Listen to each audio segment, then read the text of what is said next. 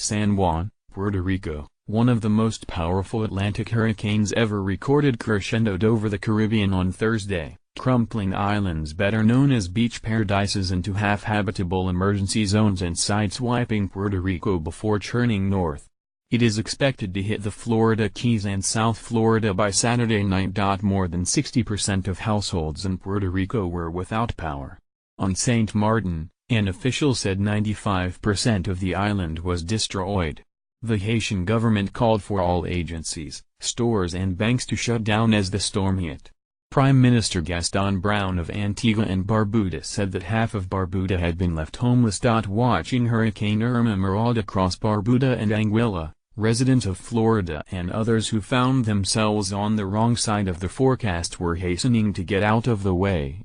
Government officials in Florida, Georgia and South Carolina pleaded for people to evacuate vulnerable areas, triggering a scramble for the essentials, gasoline, water, sandbags, that, even for hurricane-hardened Floridians, was laced with dread and punctuated with dire warnings from every direction. A shortage of gasoline and bottled water, always a headache in the days before hurricanes, grew more acute in the wake of Hurricane Harvey, as the production of Houston oil refineries shrank and fuel and water were diverted to Texas.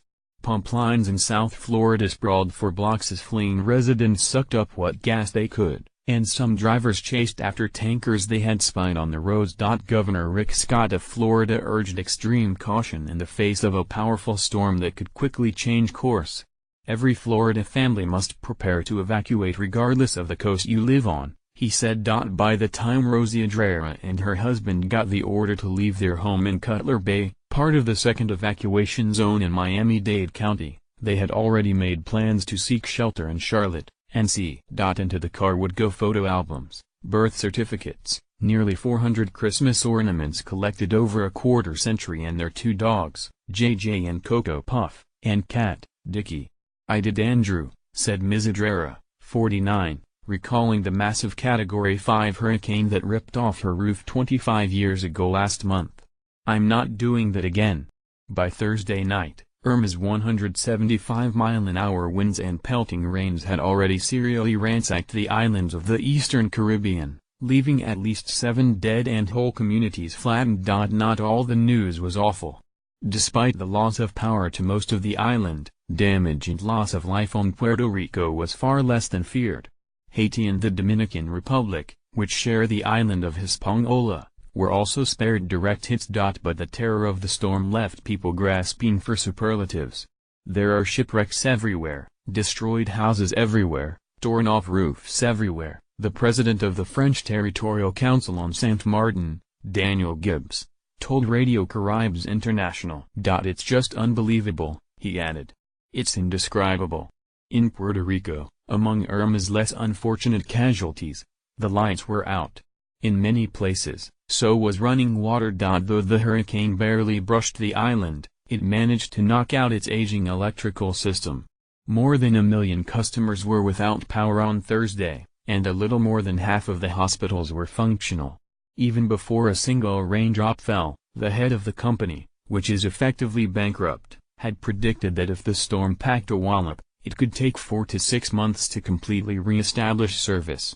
His prediction infuriated Puerto Ricans, who see the latest development as yet another shameful indignity in the island's years-long economic decline. How is it possible, they wanted to know, that a hurricane that had passed at a safe distance and hardly claimed a shingle could leave so many in the dark? Puerto Rico's plunge into darkness has been long coming. In July, the huge, government-owned Power Authority defaulted on a deal to restructure $9 billion in debt, effectively declaring bankruptcy. It has neither modernized nor kept up with maintenance. Trees have gone untrimmed, poles unattended. The electric company did not respond to repeated requests for comment. Governor Ricardo Rosello said the authorities could not estimate how long it would take to get the power back until officials were able to survey the damage. Thursday afternoon he said service had been restored to 144,000 households, which still left nearly 1 million out. Still, he said, things could have been much worse. "We would like to start out thanking the Almighty," Mr. Rosello said. "Our prayers were answered.